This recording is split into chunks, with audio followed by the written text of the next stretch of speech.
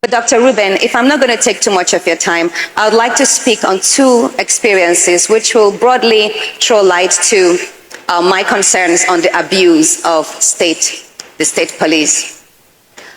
In the year 2024, I was already a senator. On the third day of November, we commissioned a police station which I facilitated to my community, which hosts about 300,000 indigents.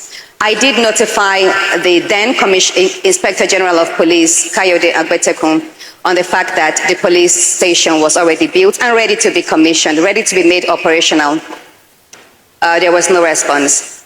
Last year, my office followed another reminder, especially in the wake of insecurity in Kogi State.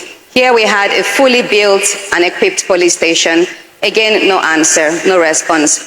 I thought probably we should go ahead. So my office also facilitated, in addition to the police station, police quarters that could comfortably accommodate 8 policemen, fully equipped accommodation, a police hall to accommodate 500 officers for training or whatnot. We also deployed vehicles, a police van, and an electronic speed bike. I also sent in a third letter to the IG of police then, no response. A senior police officer I would not want to mention drew my attention that there were probably some political roadblocks to that, and that I should try to probably reach Mr. President. Of course, I didn't do that. Not that he would not respond, but I thought something we could handle at the local levels. And thank God, in February of this year, the IG of police was changed. So I paid a courtesy visit to the present Inspector General of Police, Disu. And do you know what? When I tabled the facility before him that right in Ihima, Okehi local government in Kogi State, we have this well-equipped police station. Do you know what? In less than 2 weeks, the police station was made operational. As a matter of fact, it is right now operating as an area command with not less than 10 officers.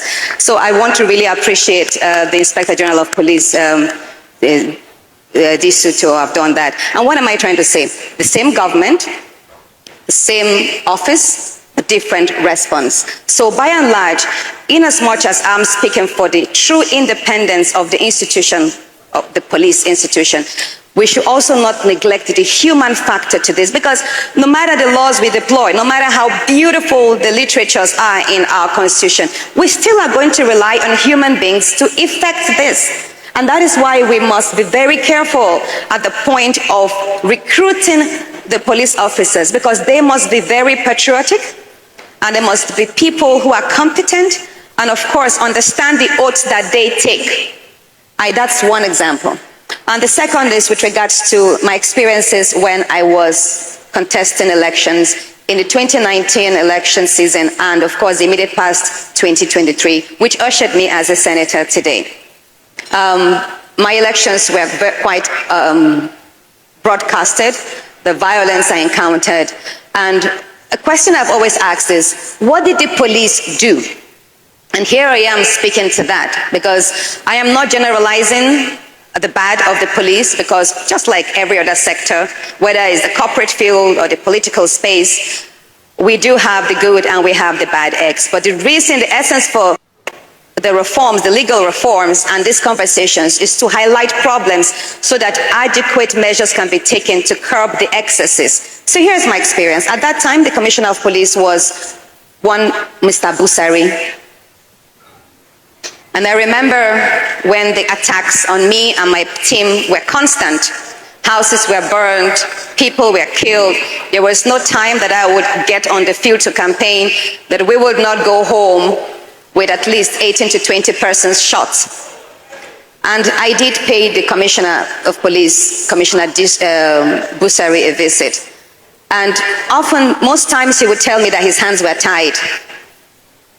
He would tell me to please reach the national police, that is the IG of police at the force headquarters, to instruct him, because at the state level, his hands were tied.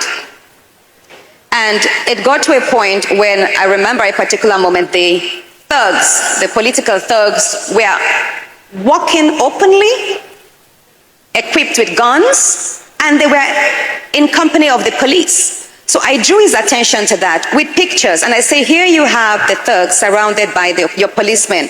Wouldn't you call them to order? Do you know what he told me? He said, Madam, why don't you recruit your own thugs too, to balance power? This was what he told me.